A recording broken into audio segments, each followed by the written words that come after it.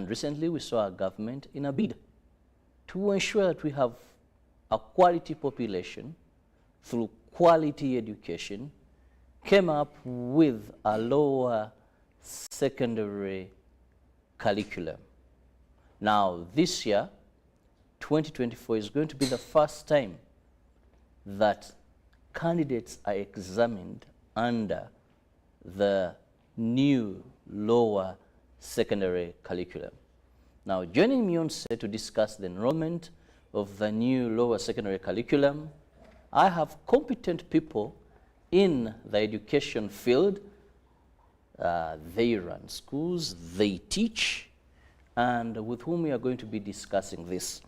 Now, I have Rutwama Mugaga, who is the head teacher, Good Choice Schools, primary and secondary schools. You're most welcome, Rutwama. Thank you so much. And at my extreme end, I have Kusasira James, an administrator. You're most welcome, Kusasira. Thank you so much. I'm glad to be here at UBC this early morning. Thank you so much for that. Now, even before I go any further, I could have a background of who you people are, but my viewer, when you talk about education, what do you do in the education sector? Beginning with Kusasira. I'm Kusasira James, as I said before, from Good Choice Schools. It's a primary and secondary school, found in Chireka, and another one is found in Bukere, Kagala. In this education system, as Good Choice, we have been in the system for so long, over time. And according to what we are discussing this morning, I'm glad to say that at Good Choice, we are embracing this new curriculum seriously, because we see it's the future. And I would like maybe to say that the government saw it is really very important. And as Good Choice, we are embracing it so much to see that this new curriculum becomes what it's supposed to be. How do we do it? We are doing it in a way that we are teaching these children both vocational skills and academics, because that's what is entailed in the new curriculum system. And it is really bringing out good results to us and to our learners and to the parents. And it's really where our government is directing us. And it's really where we are supposed to go as a country. Because when you look at the world at large, it's really what other countries is doing. A child is given a skill, at the same time, the academic part of it. And this is helping the countries to develop at a faster rate, because the child is not just given a lot of things in the brain, but the hands-on. What can the child manage to do? What can this child bring out? It's the most important of life. What can you show out? What can you bring out? What really can make you survive in this world? It's not all about the content you are getting, but what you can put your hands on to survive in this world. Yeah. Well, I love that term, what you can put your hands on to survive in this world. Now I'll go to Rutwama. Yes. When you talk about the new lower secondary curriculum, what exactly is entailed? What does it consist of? You, as one of the schools doing this, what is it that you offer under this? Thank you so much. As earlier stated, Mr. Rutwama Mugaga from Good Choice Schools. Good Choice Schools, we run from nursery to primary 7, then from senior 1 up to senior 6, with all UNEB center numbers. When you look at Good Choice as a school, basing on what you have asked, we are looking at the new curriculum, or the lower secondary school new curriculum that has been designed by the Ministry of Education to assist and to help our young learners in Uganda to suit the standards. Take an example, developed countries like Japan, developed countries like China, they are also using the same related curriculum related to ours that has been designed in Uganda here by the Ministry of Education. When you look at the new curriculum, it produces a holistic child at the end of the day. it produces a child that is fully packaged with everything what it takes to produce a learner who has graduated maybe university and can at least do something.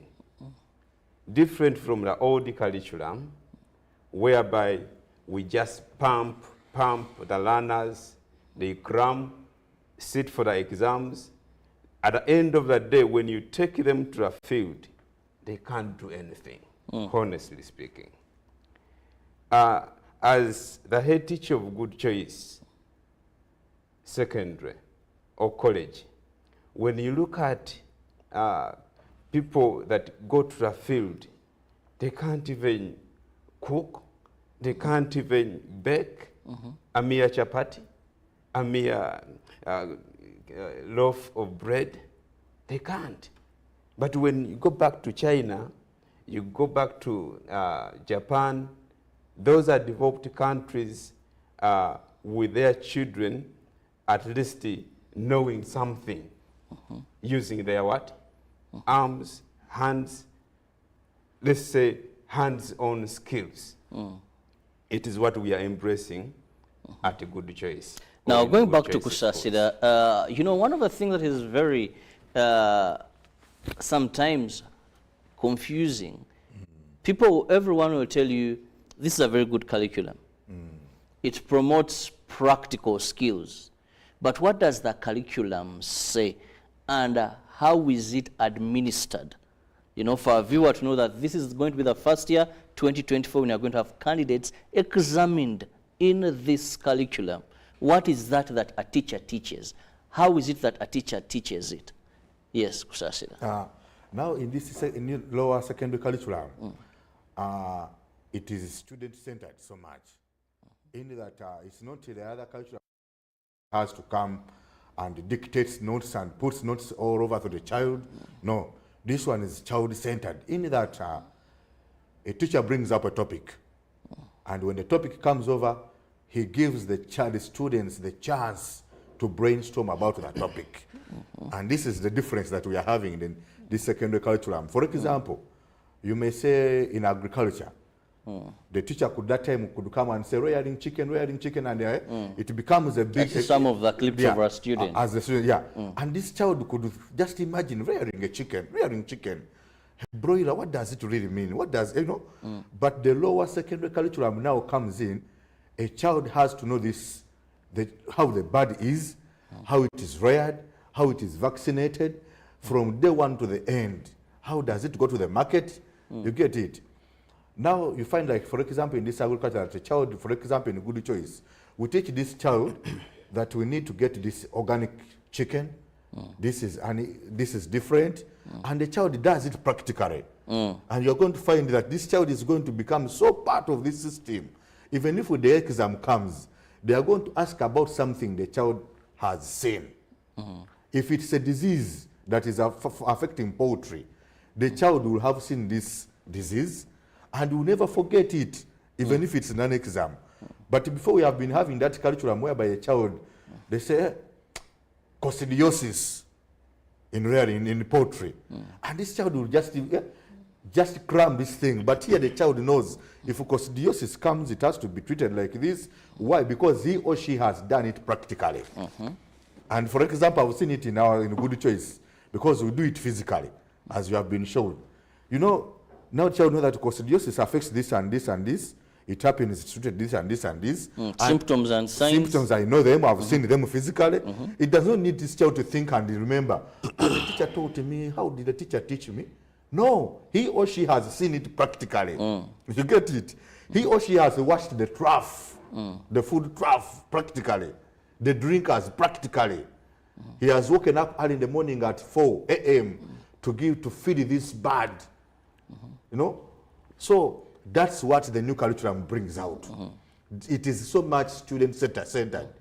When we come to some subjects, food and nutrition, it is practical. When the topic is finished, the child will go and bake a cake. He or she gets to know, how is this cake baked? If I'm to, you know, but the other time we could be told, you know, you are going to bake a cake, you have to put grams this and this, but a child does it practically, and he or she will know. You get it? And it will be at the back of the mind, even if you wake up this child at 6 a.m. We want to bake a cake. What do we need? Sugar, these grams, this, in a packet of flour. So that is what the new curriculum has brought out. And when we have embraced it in a good choice, and we see it working. So when we come to the examination of this year, it's going to be centered at that. In fact, it's not going to be the other time that a child is going to be using that crammed knowledge, those too much words. The child is going to the practical part of the subject and the theory part of the subject to produce what is physical. Now, Lutwama, when we look at this, we've had issues of teachers understanding what to disseminate, how to roll it out. A question of it is expensive has also been one of the factors that have risen continuously. Teachers not knowing how best to teach this new curriculum, despite government having put in effort to ensure that they carried out trainers. Remember, we're just coming from COVID. It was really a hard time when we began rolling this lower secondary curriculum. But let's look at ability of teacher to disseminate and the other issue of costs involved. If you're going to have a poultry farm, you know, and your school director, you know, if you're going to have metal workshop, wood workshop, you know, all the things we've been talking about, how practical, how easy, how knowledgeable are those to pass on information? Okay, thank you. When you look at the new curriculum in secondary schools, one, teachers have been trained how to teach, how to handle the new curriculum.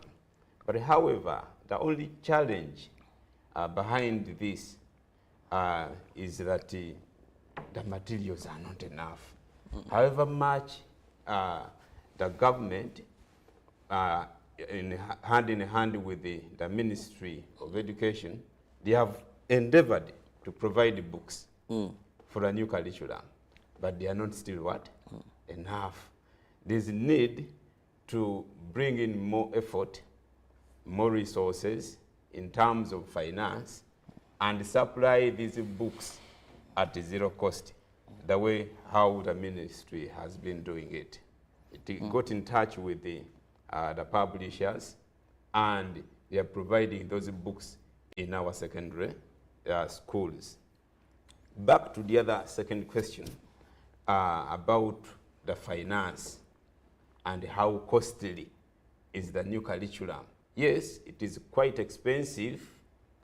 Take an example in secondary schools of good choice, then the primary schools of good choice. We are seeing it. Take an example. We do a number of courses handled by these secondary learners and primary learners. Take an example. We do catering. This is done after classes or after lessons. We do tailoring. You're seeing those videos that are trending. We do hairdressing. We do rabbit keeping. We rear chickens, shoemaking, building and construction. So that is a value addition on the side of the learner. At the end of the day, if the other side of academics fails, this learner will never fail in future, believe it or not. Different from the previous old curriculum that has been producing learners that can't do anything at all when they go. Still, these things are quite expensive in a way that you have to put up a structure or a workshop. Let's say motor vehicle mechanics workshop. Look at welding. You must have a workshop. On top of putting up a structure, you buy the materials or equipment that they are going to use. Take an example, sewing machines. A sweater knitting machine is worth 4 million shillings or Ugandan money. That is quite a big sum of money. So basically, if you go back to the finance resources and you look at the funding body, the funding side, those are now the parents. Sometimes they don't have the money. They pay in installments. At the end of the day, it means you have to go in for a certain small loan as a school proprietor or director. If it is on the side of the government schools or government-aided schools, for them they are supported in one way or the other. But however, they have huge numbers also. So the numbers are also challenging them. If you are to buy sewing machines, if you are to buy these dummies for hairdressing, it means you have to buy them in big numbers. Yes, in bulk. And that means money. So what the government has to do, or what the Ministry of Education has to do, is maybe to seek for more funds to assist the private schools, at the same time the government schools. However much it is hard to inject money in the private schools, but it has also tried, because we have received the new curriculum books in one way or the other under the Ministry of Education. Still, imparting the knowledge of skills in the parents has also been something difficult, in a way that some of the parents, they are against the skills. That I want to see my daughter or my son doing sciences only because I want him to become what? A doctor, an engineer, pilot. I did not bring my, my child or my daughter for skilling what? Courses. Take an example. I had one challenge with a certain parent. This parent used to tell me that I can't bring wheat flour, sugar, and cooking oil for home economics, that is food and nutrition, because my son is not here to cook. Are you seeing the challenge? We have a challenge to train the parent, we have the challenge to train the learner. So at the end of the day, this boy had to choose the same what? Course. And he did that course better than the other academic what? Part or side. And he ended up offering a course in catering, and he has a certificate. So when you look at all what we are talking about and what we are discussing this morning is something very, very vital under the new curriculum compared to the old curriculum. Thank you. While you're still watching UBC TV, it is Good Morning Uganda agenda, looking at enrollment of the new lower secondary curriculum. Just a quick reminder, it is going to be this very year that you're going to have the first set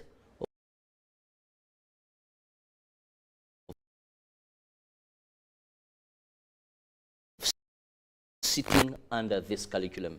That is why, if you remember very well, during the release of Senior 4, I would like to repeat Senior 4, that there is a single window, and they'll set up particular exams for those to repeat, because it is the last time we'll be having exams under the old curriculum. Now, this year, those that failed sat the old curriculum, which you may never again set exams for. So that is why they are going to have special exams for those who either missed registration, had issues during exams, or those that failed to repeat, because the new curriculum will be setting in and they can't sit for something they have not studied under that. Now, practically speaking, with your explanation, your schools could be having these facilities. But I want to take you, Kusasira or James, on a broader perspective.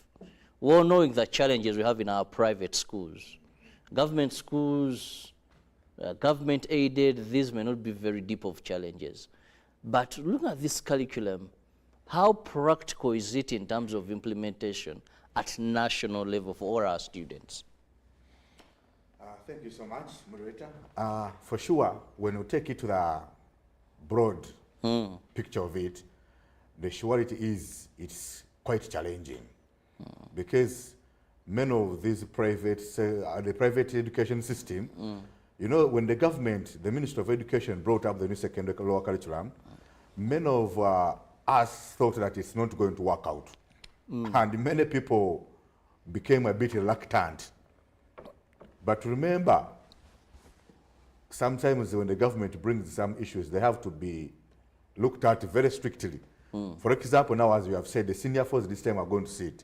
But for sure, as you have said, especially for the private sector, many schools have not done anything about it. Many have not done about it. For example, for us at Good Choice, no, it's not that the government brought sewing machines and gave them to us. No way. It's because when it came in, we had to act fast, though we had it even before. Because we had it before in our minds that we need this child to come out having something. So that's at the same time, that's when the lower secondary curriculum came in, it found us already on the move. But many schools didn't take it as a big impact to them. And for sure, it's a big challenge and a big one. When you go to many secondary schools, you find that they are following the other program. The minister, a student of senior one, should get out of class at 2:50 p.m. Goes to soccer sports and there's nothing really to show. And really, as you said, it's going to challenge many of them. When the exams come, people are going to panic. Because you cannot find even a school having even an oven. And this is a practical thing you're going to find even in English as a subject. You're going to find there bakery. And many schools are going to, really, even me, I'm wondering how it's really going to be done. Because many schools have not done anything about it. They're just looking on. And for sure, my fellow members in the private sector, we should wake up. Because if the government has put it and implemented, they are just pushing us as a private sector. Move on and do what is supposed to be what? To be done. Move on. When we move in our education system, wherever we go, people are asking, how is it going to be done? The only way it's going to be done as the private sector directors, let us just wake up ourselves and improvise. Let us put up what is required for our students before the time is what? Before it's late. Because it's going to challenge us and it's our schools. They're our students, even our children are in those schools. But the government will provide for the schools which are under the government policy and they will go on. So what I call upon the private sector, let us improvise, let us wake up. It's challenging in a way that some parents have not yet brought this in their minds, as the head teacher said. They think, you know, moderator, let me tell you one thing. Some parents think that learning this vocational part of it, it is for failures. Yes. And this is our I think we just need to change the narrative. And our parents have a thought that my child to study should get a first grade and be in a newspaper. That's all. Period. Nothing in else. fact, if I'm giving you students, I want to know how many first. And that's what the government, that's what Mama, the Minister of Education, that's what the President brought in the new secondary curriculum. And we want to thank them so much. They brought in to put out all of that. In these developed countries, you are not going to find that issue of performance. Many first grades, 1880. Yes, it's what we should look at. And every school is looking at good performance. But at the end of the journey, where is the student going? I love that. Where is this child going? If you have 8 in 8, you have 4. You find but someone practically there is nothing that you can do with I your know. You let me give you an example. You can advertise here at UBC. You need 2 journalists. For sure, to be sincere, how many applications are you going to get? So many. Over 1,000. Even we in schools, you advertise you need a chemistry teacher. You get over 800 teachers, but you need only 3. You're going to get it. They are going to advertise jobs of marketeers and in a company. And you're going to find you need only 5. You are going to get over 400 400 applications. Now, what we want to come out with, the new secondary curriculum, why it was brought, Yes, you can be an accountant, but you know, bakery. You can do tailoring.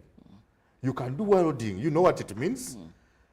For example, yourself, you can be whatever you are. As a good journalist, you know whatever you are doing. But at the back of it at home, you can do bakery. Someone needs a cake, you can sell it at... Does it mean that you're not going to be a journalist? Is it going to take away your being an accountant? So that's what the new secondary curriculum comes to entail. You've just reminded me, one time I visited a white friend of mine, and she told me, Robert, next weekend I'm going to be very busy. So I asked her, busy? You don't work weekends? She said, because I'm going to be painting my house. You see?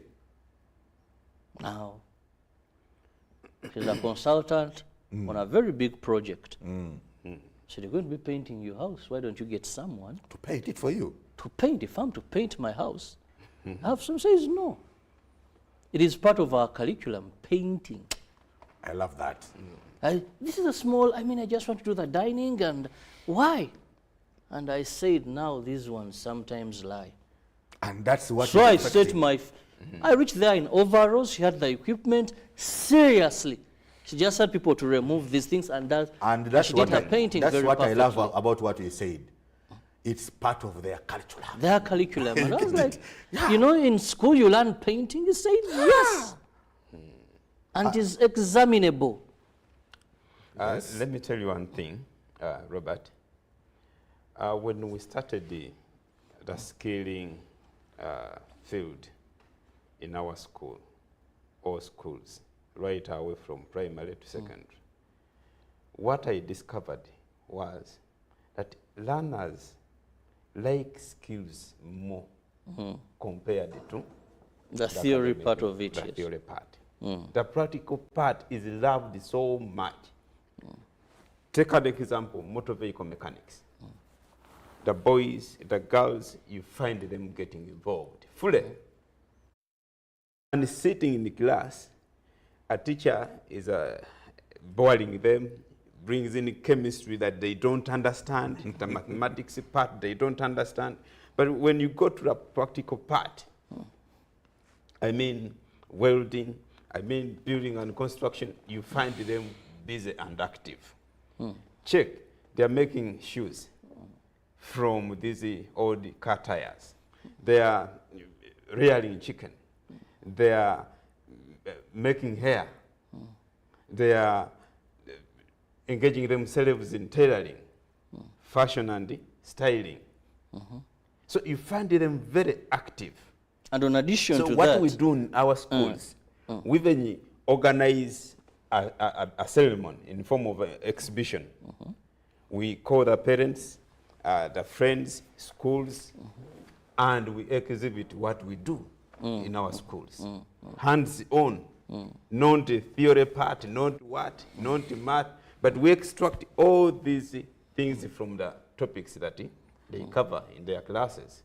Sometimes we engage them in building and construction. We bake, we make juice, we make chapats, we make mandachi, things of that category.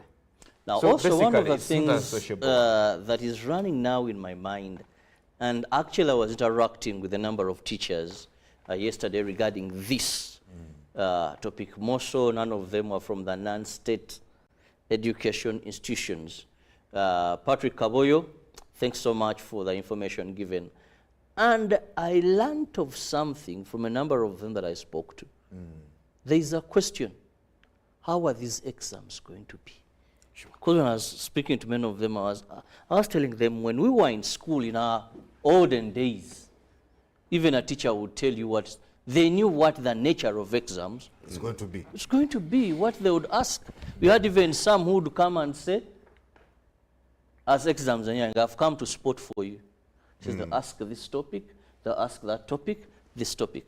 Make sure at least you read 3 numbers here, 3 numbers there, 2, if you have this topic and this topic. Robert, you know, this time around, what they are going to do, they are going to set scenario based questions.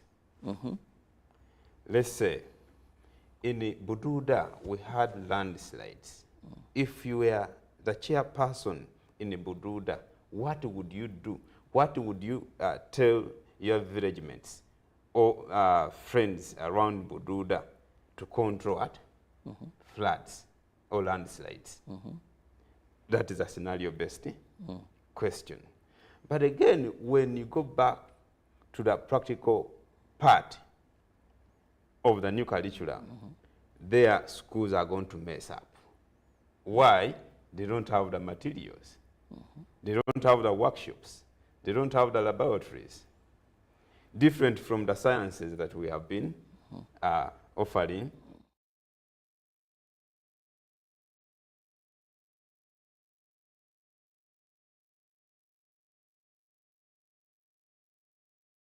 Come from the practical part.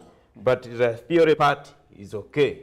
It is going to come out well the same way we have been handling the UNEB exams. Maybe James to expand more on that, because yes, we've had a challenge implementing this.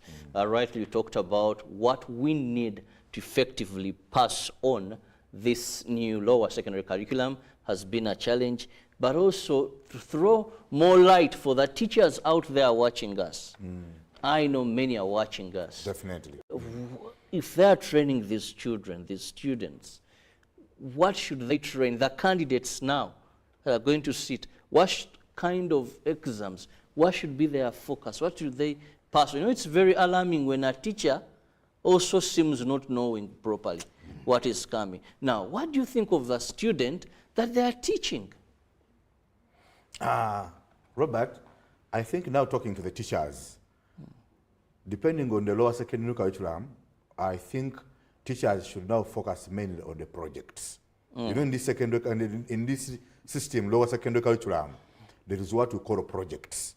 And I think that's where most of us are going to be beaten over. Because the projects is what is mainly about the scaling part. And when you look at these lower secondary curriculum books, the textbooks that the government has been giving us, the Ministry of Education, each topic has got a project out of it. And I believe with this examination that's going to come over, it's going to be based on that, the projects. And these projects, I just want to tell the teachers, let us put emphasis on the projects. Especially, Robert, this year for had COVID issues and whatever. The syllabus has been having out of staggering here and there.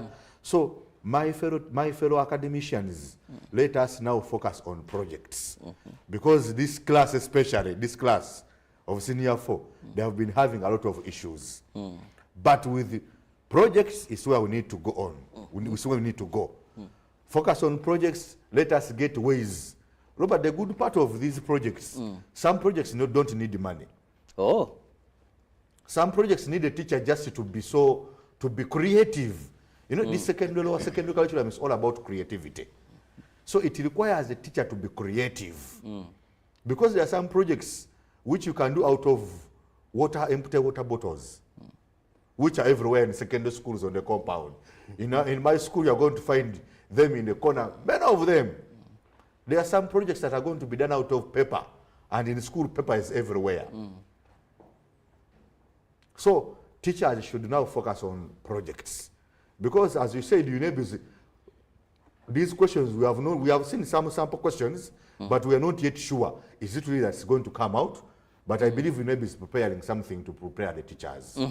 Because they have something that dilemma. to prepare the teachers. And I believe it's coming out soon to make sure that they know what's going to come out. Yes. But with the projects, many schools are burdened off because they have not put these things in place. When you look at the broad spectrum of it. Now, you've opened a Pandora's box when you brought in it needs a creative teacher, and I'll come to a headmaster with whom we are here. We'll talk about a creative teacher. I don't want to sound offensive. I'm trying to sound better put this. If I say, do we have the creative teachers required to disseminate this new curriculum, I think I would be polite enough. Sure, sure. What I have observed with that new curriculum, if we are to do what they call SWOT analysis, compare the old curriculum and the new curriculum. What teachers these days are doing, they are using the old curriculum methods or methodologies in the new curriculum of Uganda today. When you look at the teachers these days that dodge the seminars, they're bad off. And if the head teacher, the director of studies are not so much inquisitive, they are not following up the teachers, they end up using the old curriculum method or methodology of teaching. So we, the head teachers, the administrators in the schools, we have a big task of sensitizing the teachers at the same time the learners.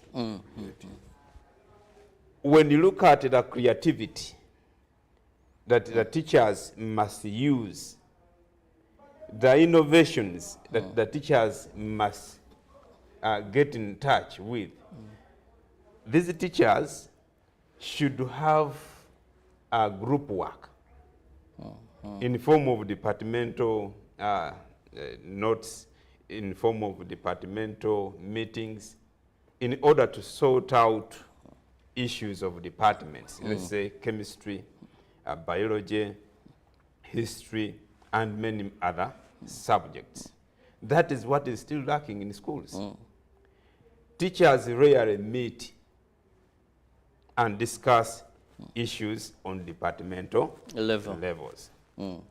Otherwise, such small issues would easily be worked on. Well, looking at my clock, it seems time is flying so very fast. We'll have more time to discuss this. It's still a topic that is ongoing till we have our first set, and we don't want to end up with candidates whose failure rate is very high, yet we could avert this by a number of discussions here. As we move out of here, James, what is your parting shot?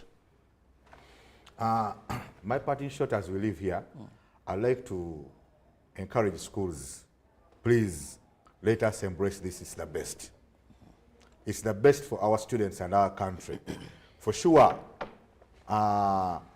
if we don't put this in our students, we are losing as a country. And maybe to thank the government, they have really done their good job, and they are trying. But and even to encourage them, let them encourage these teachers more and more. Let them try to educate more and more, because we are still lacking that. Though 80% I think has been done. Let them continue sensitizing us, because many people need sensitizing. For us at Good Choice Schools, we began this thing before even the new lower secondary, because we began at the initiation when we are starting our schools. We have had it throughout, and we have the experience. We know what it means. Maybe what I want to tell you, it doesn't mean that in Good Choice we don't do well academically. Even academically we do, because we emphasize both. For example, our best in senior 4 got a 10 in 8. Yeah, and he's good in skills. He's good in food and nutrition, and he's good in skills. So actually, it's just, he got a D1 in food. In fact, he got a D1 again in food and nutrition, which is a practical and a skill at the same time. So, meaning this thing can be well balanced. Okay. Well, thank you so much, gentlemen. I have to leave room for the people who the sports department has so much. For us, Ruben will be here. We'll have these gentlemen more to discuss more of this curriculum, because it's still ongoing. And this is the first year we are going to have candidates sit Senior 4 under the new lower secondary curriculum. See you in the next hour. Good morning.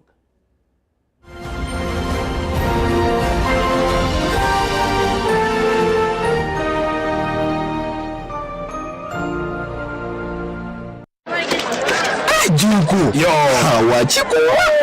Check the shopping man. What's your secret? Haven't you heard of the parish development model, PDM? Yes, I did, but I thought it was just a talk. No, Sebatia. It is real. I and a few friends together formed a circle, accessed money from the PDM, invested in a portrait project, and now things are moving. Ajuko. I thought I was one of your friends. You are. But you left me behind. I didn't leave you in poverty. But what you do, just visit your LC2 chairperson and your parish chief and start the process of economic transformation. Just like that. The parish development model is an initiative from the government of Uganda through the Ministry of Local Government designed to transform all lives of Ugandans for the better.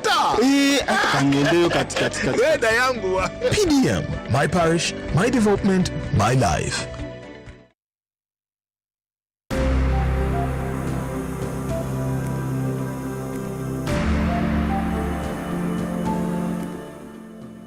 This Preno, as the name prescribes, is the project for restoration of livelihood in northern region.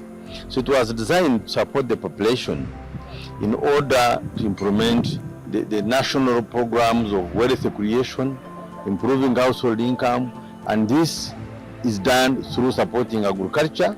And by supporting agriculture, you support seed production, training of farmers, mindset change, and even it went ahead to have components of food security grants, whereby families were given grants to be able to improve their food security. But there was also community-based natural resources grants, which were given to families to put in place woodlots, which would help them to reduce on killing the vegetation and deforestation, looking for energy or for firewood.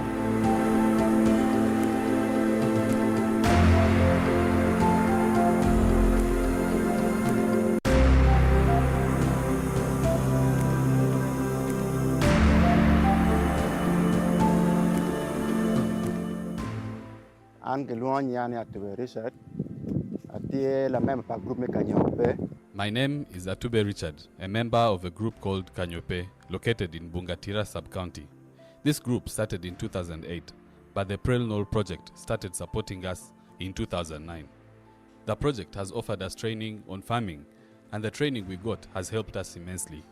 We used to farm in a traditional way, planting a variety of crops. But when the team from Prelnor approached us, they asked us to choose particular seeds to grow which can yield very well in our area. We chose groundnuts and rice, which we are growing. With this kind of farming, the project also taught us how to sell as a group after finding a market. The support from the project has been so good to us.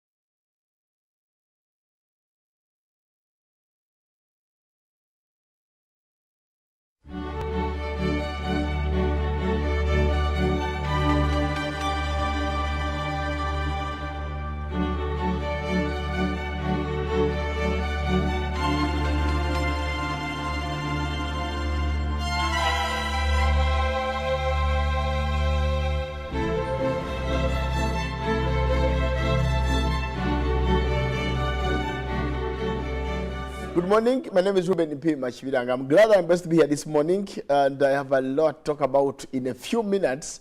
Of course, it's the Champions League round of 16. We have games that will be coming up tonight. And Inter Milan is going to be in action against Atletico Madrid. What a game that we have at our hands. Then, of course, Dortmund also be in action. But breaking down the Inter Milan Atletico Madrid game, when you look at the lineup that might start for Inter Milan, of course, you will have a few absentees. And when you look at the 3-5-2 system from Inter, that is the team that will be hosting Atletico at Giuseppe Meazza Stadium. Of course, in the 3-5-2 system, where Soma will be in goal for Inter, then the back three will be Benjamin Pavard, Bastoni and Dival. Then, of course, in the 5-man midfield, there will be 2 wing backs. That's DiMarco and Damian. That will be manning those 2 wings. Then, of course, in the 3, in the center of the pack will be Kanoglu, Mkhitaryan, and Marco Barrera or Frank Barrera, one of the 2. Then, of course, up front will be Thuram and Lautaro Martinez. That will be for Inter. Then for Atletico Madrid, they will not have the main striker, their main man, that is Alvaro Morata. Rodrigo de Paul, the Argentine. Then, of course, they will have Koke and Niguez. Then the back 5. Diego Simeone is going for a 5-3-2 system.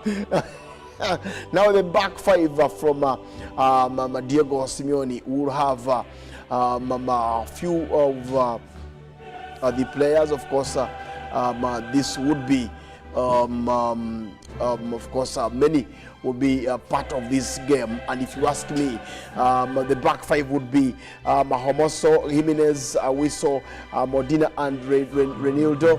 That would be the 5 midfielders that will be playing for that's Atletico Madrid in a 5-3-2 system, of course. So when we look at the 2 systems, but the 3-5-2 and a 5-3-2, wow. Those will be, but it's going to be a tactical game, if you ask me. And between Diego Simeone and Simone Inzaghi, those 2 players played together once at Lazio. Now they're facing each other as coaches 30 years later, or some good years later. So I know Diego Simeone is a tactical coach and has been at Atletico for so many years, over 10 years, over a decade or so.